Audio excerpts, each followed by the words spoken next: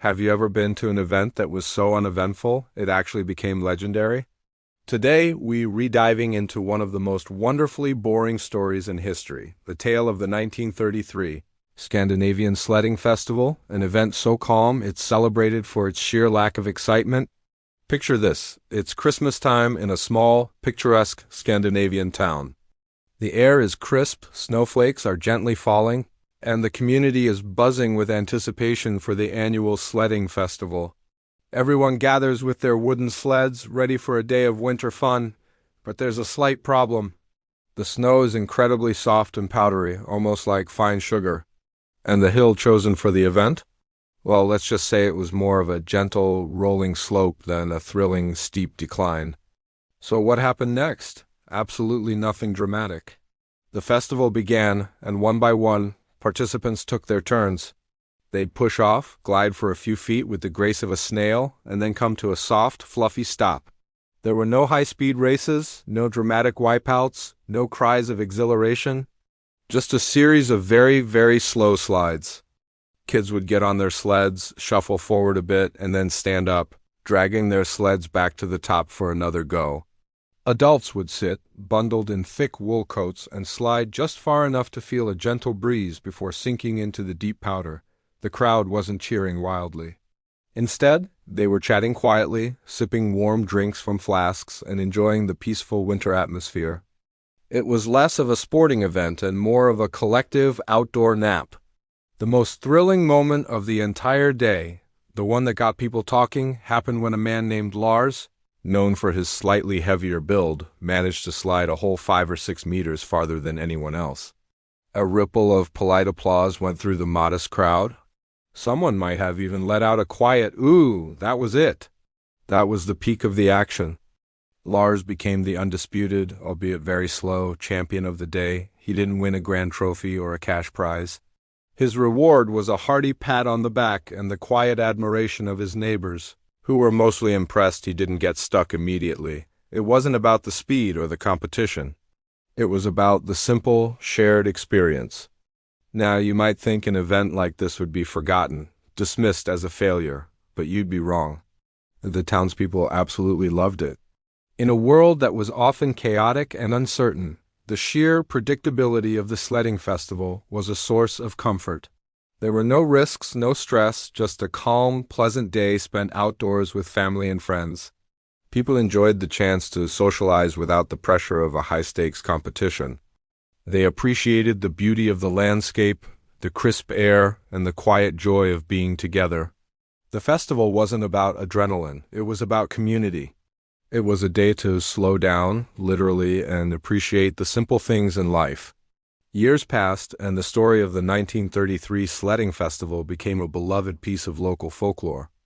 It was officially entered into the municipal records under the title, "The least thrilling winter event in town history." This wasn't an insult. It was a badge of honor. It was remembered with fondness and a good bit of humor. Grandparents would tell their grandchildren about the day when everyone went sledding and almost no one moved. It became a symbol of the town's character, calm, steady, and unpretentious. They didn't need daredevil stunts or record-breaking speeds to have a good time. All they needed was a gentle hill, some fluffy snow, and each other. This story makes you wonder, doesn't it?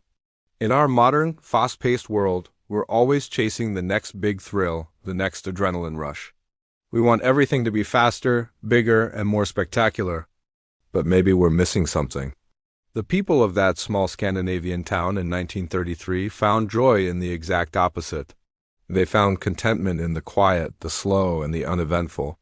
Their festival reminds us that sometimes the most memorable moments aren't the ones that take your breath away, but the ones that allow you to breathe, to relax, and to simply be present. The joy wasn't in the ride down the hill. It was in the shared laughter, the warm drinks, and the peaceful winter scenery. Think about it. When was the last time you truly enjoyed a moment of calm? A moment with no pressure, no expectations, just simple contentment. Perhaps we could all use our own version of the uneventful sledding festival. Maybe it's a quiet walk in a park, reading a book by a window, or just sitting with a friend and talking about nothing in particular. These moments don't make for exciting stories, but they build a foundation of happiness and peace. They are the gentle slopes of our lives where we can slide slowly and just enjoy the journey, no matter how short it is. The legacy of this wonderfully boring festival is a powerful lesson in finding happiness in the ordinary. So, the next time you're planning an event or just a day out, maybe don't worry so much about making it epic. Maybe the goal should just be to make it pleasant, to create a space where people can connect and relax. The 1933 festival wasn't a failure because it was slow. It was a success because it was joyful. It brought people together and created a lasting, happy memory, precisely because nothing much happened. It's a beautiful reminder that we don't always need to be thrilled to be happy. Sometimes all we need is a gentle slope, some good company, and the patience to enjoy a very, very slow ride. What do you think? Have you ever found profound joy in a seemingly boring or uneventful experience? Let me know your stories in the comments below. I'd love to read about your own least thrilling but most beloved memories.